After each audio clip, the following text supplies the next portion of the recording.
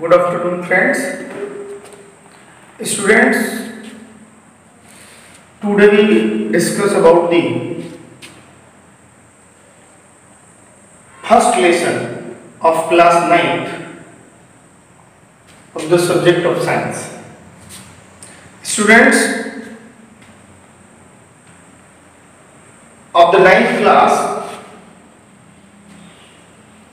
please you carefully join with me in this video for discussion of a very peculiar topic and very peculiar relation, matter in our surroundings.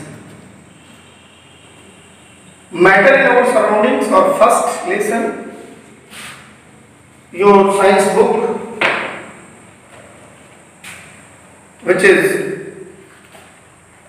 totally based on NCERT guidelines. Matter in our surroundings. Matter in our surroundings. So we discuss now first of all word matter. What is matter? Matter are those things which occupy space and having mass are called matter. Everything of this universe is made up of material, and the material word is generally used by the people. But the scientists use matter instead of material. What is matter? You define here: matter occupied space and having mass called matter. समझने की कोशिश करिए कि matter क्या है। Matter का दूसरा नाम मटेरियल है, जो सामान्य लोगों के द्वारा बुलाया जाता है। इस संपूर्ण ब्रह्मांड की रचना, whole universe is made of material, संपूर्ण ब्रह्मांड की रचना मटेरियल से हुई है। But the scientific definition of the material और matter is that those things, वे सभी वस्तुएं या वह सभी वस्तु विच ऑक्युपाइड स्पेस, जो स्थान घेरती हैं, एंड हैविंग मास, और जिनके पास द्रव्यमान होता है, उसे हम मैटर कहते हैं।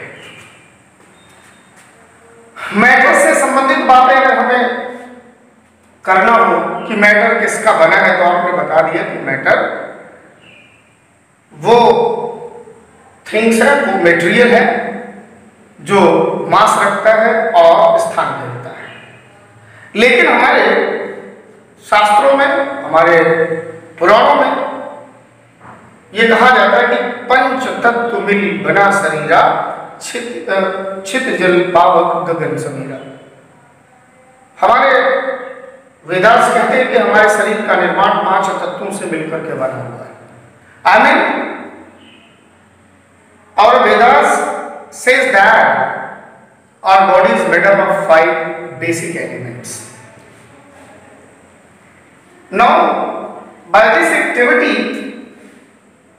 we discuss about the physical nature of matter. जो एक्टिविटी आपके सामने मैं यहाँ पे रखा हूँ, उससे ये पता करने के लिए बनाया गया है कि कैसे किसी भी मैटर का फिजिकल नेचर क्या होता है, भौतिक गुण क्या होता है।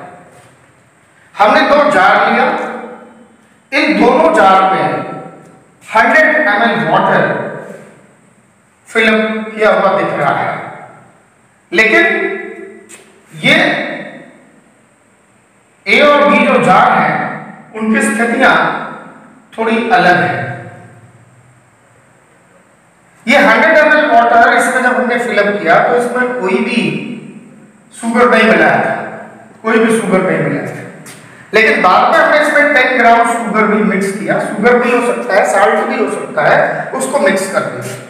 तो जो रिमार्क्स हमने जार पर लगाया था, बेसिकली ये जार एक ही है लेकिन कंडीशन दो है, ए और बी कंडीशन है। तो अगर हम देखें तो इस 100 ml में, यानी दोनों में 100 ml ही रिमार्क्स यहाँ पे दिखाई दे रहा है 100 ml पे, बट जब हमने 10 ग्राम इसमें शुगर ऐड कर दिया तो इसके लेवल में क्या हुआ, ये इसका लेवल बढ़ गया या घट गया, हमको ये देखना। हमने यहाँ पर लिखा भी क्वेश्चन कि water level is fixed in both jar A and B, why, ये क्वेश्चन बना है। अब हमको ये समझना होगा कि अगर हमने 100 ml वाटर किसी जार में रख दिया स्टूडेंट्स, तो आपको यहाँ थोड़ा ध्यान देना होगा, ध्यान दीजिए, बहुत आसान सी बात है, समझ में आएगी कि अगर यहाँ पे किसी जार में हमने 100 ml वाटर ले लिया और उसको मार्क्स कर दिया कि यहाँ तक 100 ml होता है, फिर उस जार में ये तो एक कंडीशन हो गई कि 100 ml वाटर लिया और उसको मार्क्स कर दिया, दिस इज एक कंडीशन। अब उसके बाद जो बी कंडीशन क्या बनती है कि उस जार में हमने 10 ग्राम शुगर भी मिक्स कर दिया या साल्ट मिक्स कर दिया, तो फिर देखा क्या हुआ, तो ये बी कंडीशन बनी। अब ये पूछ रहा है कि 10 ग्राम उसमें शुगर मिलाने पे क्या होगा, उसका वाटर लेवल बढ़ेगा या घटेगा। तो उस दिखने में क्या हमें मिला, उसका ना वाटर लेवल बढ़ा है ना वाटर लेवल घटा है। अब बड़ी अजीब सी बात है कि अगर कोई चीज पहले से थी उसमें कुछ मिलाते हैं तो जाहिर सी बात है बढ़ना चाहिए, लेकिन ना यहाँ बढ़ ही रहा है ना घट रहा है, ऐसा क्यों? अब हमें ये देखना है कि ऐसा क्यों है, और जब ऐसा हम देखते हैं तो पता चलता है कि जो डिजॉल्व इसमें शुगर है वो वाटर मॉलिक्यूल्स के, जो अगर मान लीजिए ये वाटर मॉलिक्यूल्स हैं तो इनके बीच में स्पेस होता है, और स्टूडेंट्स जो स्पेस है उसी स्पेस में शुगर के मॉलिक्यूल्स ज्यादा मिल जाते हैं।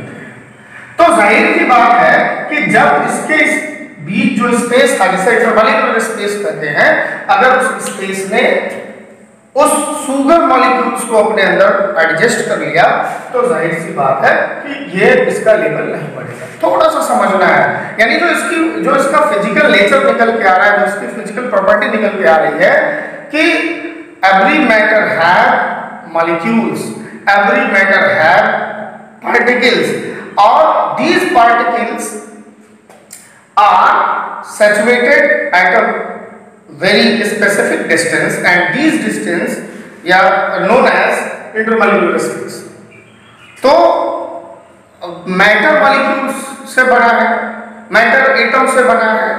एटम बेसिक यूनिट है, मैंने पिछली वीडियो में बताया था कि atom is the smallest particle.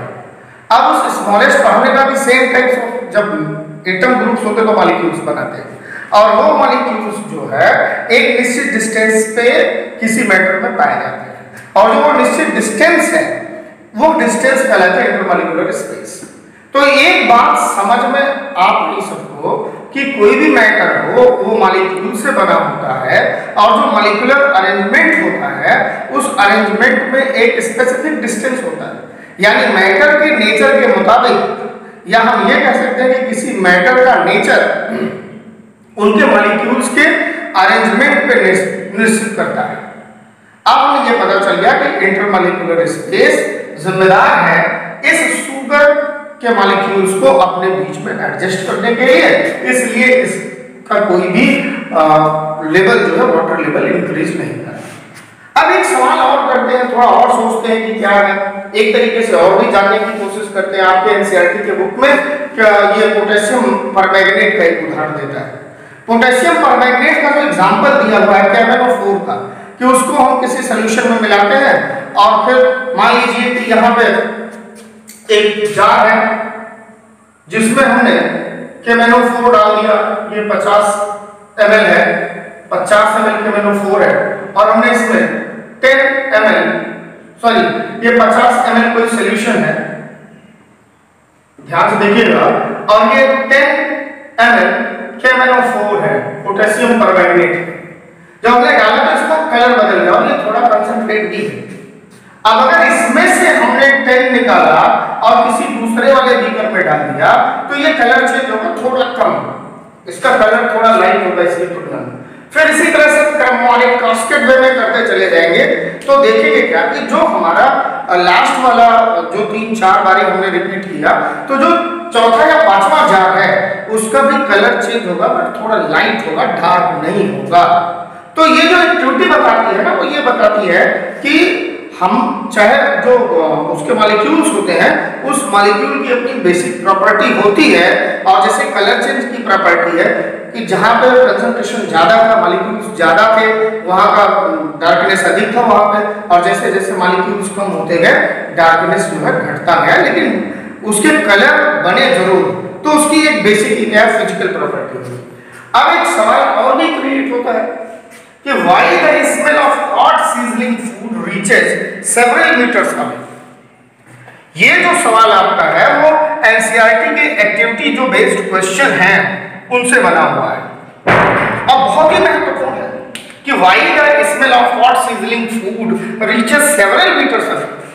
बेटा एक बात आप जानते हो, जब घर में कोई गर्मा गर्म भोजन बनता है, खाना पकता है, तो अगर वो उसकी जो स्मेल होगी बहुत दूर दूर तक महकती है, और लोग कहते हैं आज इनके घर में ये चीज बन रहा होगा या पड़ोसी के घर ये बन रहा होगा या अपने ही घर में कोई अच्छी चीज बनती है तो दूर तक महकता है। आखिर में ये महक हमारे कान नाकों तक क्यों आती है? हमारी नाक इसको क्यों रिसीव करती है? हमारे जो ऑल्फैक्टरी रिसेप्टर्स नाक के इनको कैसे पाते हैं? खाना तो बहुत दूर बन रहा है, 200-400 मीटर दूर बन रहा है, लेकिन हमारी नाक को उसकी स्मेल यहाँ मिल रही है। ऐसा क्यों? वाई? और वहीं पे अगर ये ठंडा खाना है तो फिर थोड़ा नजदीक जाकर के या और भी नजदीक जाके, बहुत नजदीक जाकर के हम उसकी स्मेल पाते हैं। क्या कारण हो सकता है? ये सवाल तो बड़े अजीब से लग रहे हैं कि सही बात है कि वहां खाना पक रहा है और हमको महक आ रही है, फिर वही खाना ठंडा हो जा रहा है, फिर वहां इतनी दूर तक महक नहीं आ रही है। तो एक चीज समझ में आती है कि इसकी गर्माहट में कोई ना कोई चीज है, कोई ना कोई राज है जो हमारे नाक तक उसकी महक को ला रहा है, स्मेल को ला रहा है। अब दूसरी चीज की जो मटेरियल है जो वहां पे पक रहा है उसके मॉलिक्यूल्स भी हमारे तक आते हैं, तभी तो हमको महक मिलती है। अब इन दोनों बातों को लेकर हम सोचते हैं, थोड़ा एक्टिविटी के बेसिस पे कुछ सोचते हैं, दिमाग लगाते हैं, तो पता चलता है कि जो हमारा फ्रूट्स वहां दूर पक रहा है दे आर ऑल्सो मैटर, वो भी मैटर ही है। और जब पकाया जा रहा है तो आग में पकाया जा रहा होगा, और यानी उसको टेम्परेचर मिल रहा होगा। तो जो फूड मटेरियल्स है, जो फूड मैटर है, उसके मॉलिक्यूल्स टेम्परेचर के थ्रू एनर्जी ले रहे हैं, और जब टेम्परेचर के थ्रू एनर्जी ले रहे हैं तो नो डाउट वो हाईली एनर्जेटिक हो रहे हैं, और जो एनर्जी उस मॉलिक्यूल्स को मिल रही है वो काइनेटिक एनर्जी के फॉर्म में मिल रही है। तो जो फूड से, हॉट सिजलिंग फूड से जो महक निकल रही है, जो स्मेल निकल रही है, उस स्मेल के जो पार्टिकल्स हैं वो फुलफिल, उनके अंदर एनर्जी बहुत ज्यादा फुलफिल है, काइनेटिक एनर्जी बहुत अधिक भरी हुई है, और kinetic energy is responsible for the movement. Kinetic energy movement के लिए जिम्मेदार होती है, और वो मॉलिक्यूल्स मूव करके मीडियम में एक प्लेस से दूसरे प्लेस तक जाते हैं। तो इसीलिए जो गर्म भोजन होता है वो हमें दूर तक महकता दिखाई देता है, जो महक उसकी हमें नाकों तक मिलती है हमें। और ये बहुत ही महत्वपूर्ण बात समझ में आई इस पूरे एक्टिविटी से, इस पूरे क्वेश्चन से, कि अगर किसी मैटर के मॉलिक्यूल्स की काइनेटिक एनर्जी बढ़ा दी जाए तो उसके अंदर ट्रैवलिंग पावर आ जाता है, वो मूव करने लगता है, उसके मोलिकुलर डिस्टेंस में परिवर्तन होता है, और ये चीज हमें इस एक्टिविटी से पता चले। अब लिहाजा वही जो कोल्ड है, तो कोल्ड में kinetic energy, cold food materials की काइनेटिक एनर्जी कम होगी, उसमें मूवमेंट नहीं होगा, इसलिए उसकी महक हमें नहीं सूंघने को मिल पाती है। एक दूसरा और क्वेश्चन उसकी एनसीईआरटी में है कि जो डाइवर है, डाइवर, ड्राइवर नहीं, डाइवर, जो तैराक है, ये पानी में जब तैरता है तो कैसे इतना भारी भरकम पानी को वो टाल पाता है? सवाल बड़ा ही सोचने का है कि वो पानी को कैसे अपने हाथों से वो डाइवर से टालता है, या जो तैराक है वो कैसे टालता है। तो ये भी बहुत सोचने की बात है। अगर इसको ठंडे दिमाग से सोचे तो थोड़ा कठिन काम तो दिखाई दे रहा है, लेकिन अगर जब ठंडे दिमाग के साथ साथ उसमें अपनी बुद्धि भी लगाए तो पता चलता है कि जो वाटर के मॉलिक्यूल्स हैं उनके बीच इंटरमॉलिक्यूलर स्पेस बहुत ज्यादा है, और वो इंटरमॉलिक्यूलर स्पेस उस पानी में उस डाइवर को मूव करने में मदद करते हैं, स्पेस प्रोवाइड करते हैं, जिससे वो डाइवर जो है कि उस पानी के अंदर जाता है और वो डाइवर किसी एक स्पेसिफिक डायरेक्शन में वो आगे बढ़ता है। तो ये भी इसी फिजिकल प्रॉपर्टी है वो मटेरियल्स की या मैटर की। तो आज के जो क्लास में हमने डिस्कस किया उसको हम ब्रीफ करते हैं, थोड़ा और समेकित करके ले आते हैं, कंक्लूजन के फॉर्म में ले आते हैं कि मैटर क्या है। Those things which occupied space and having mass is known as matter। एक नंबर का सवाल बनता है कि what is matter? मैटर क्या होता है? तो आपका जवाब स्टूडेंट्स ये होना चाहिए कि those things which occupy space and having mass is known as matter। अगर आप मेरे साथ एक बार बोलना चाहें तो बोल सकते हैं कि those things which having या which occupy space and having mass is known as matter। और उसके बहुत सारे उदाहरण हैं, एयर है, फर्नीचर है, डेस्क है, फैन है, जो भी सराउंडिंग्स में दिखता है सब मैटर ही है। पहले ही एनसीईआरटी के एक्टिविटी में वो एक्सरसाइज क्वेश्चन है, एक्टिविटी बेस्ड क्वेश्चन है, उसमें दिया हुआ कि इसमें कौन सा मैटर है, तो आप छाट सकते हो कि मैटर है। दूसरा, अगर हम बात करें कि मैटर जो भी है उसका फिजिकल नेचर क्या है, तो फिजिकल नेचर को अगर हम डिस्कस करें तो हम बता सकते हैं कि उसका फिजिकल नेचर क्या होता है। वो मॉलिक्यूल से बना होता है, वो इंटरमॉलिक्यूलर स्पेस रखता है, उस इंटरमॉलिक्यूलर स्पेस के वजह से उसमें एक विशेष अट्रैक्शन होता है, उस अट्रैक्शन के कारण एक फोर्स होता है, फोर्स जो होता है वो प्रेशर क्रिएट करता है। तो बहुत सारी बातें इस चैप्टर में है जिन्हें हम क्रमवार आपसे डिस्कस करते जाएंगे। आज हमने एनसीईआरटी के एक दो क्वेश्चंस आपसे डिस्कस किए और बताए। और बेटा एक बात और है कि आपका जो 10th या 9th जो भी चैप्टर्स हैं वो सभी 7th 8th पे बेस्ड है, तो बेसिक चीजों को आपको जानना होगा। और मैं आप लोगों से कहूंगा कि आप बिल्कुल इस YouTube चैनल को मतलब सब्सक्राइब कर लीजिए, और जो बार बार वीडियो हमारे यहाँ से बना के आपको दिया जाएगा, पूरी समय हम आप लोगों को वीडियोस देंगे, आप उसको खूब पढ़िए और उससे मौज करिए। घर पे रह करके ढेर सारी बातों को बिल्कुल समझ लीजिए। इस कोरोना वायरस में हमको अपने कैरियर को भी ध्यान में रख करके बहुत ही मेहनत करना है, और घर पे रह करके हम देश का सपोर्ट करें, देश को बचाते हैं।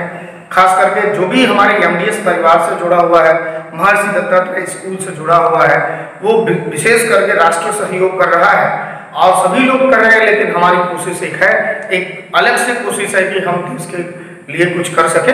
तो हमारे स्टूडेंट्स बिल्कुल घर पे बैठ करके और इस चैनल के माध्यम से पढ़ें और बहुत सारी जानकारियों को समेकित करते रहें, लेते रहें। आप लोगों को बहुत बहुत धन्यवाद। आप इस चैनल को बहुत ज़्यादा सब्सक्राइब करिए, लोगों तक पहुंचाइए, लोगों से शेयर करिए, शेयर करवाइए भी, लाइक्स दीजिए, व्यूज दीजिए, जिससे और भी प्रमोट हो सके, हमारा मनोबल और बढ़ सके। तो आप घर पे बैठ करके और हमारे चैनल के साथ खूब मजे से पढ़िए, बहुत सारी जानकारी लीजिए। एनसीईआरटी की जितनी भी समस्याएं हम सॉल्व करेंगे। बहुत बहुत धन्यवाद। Thank you very much.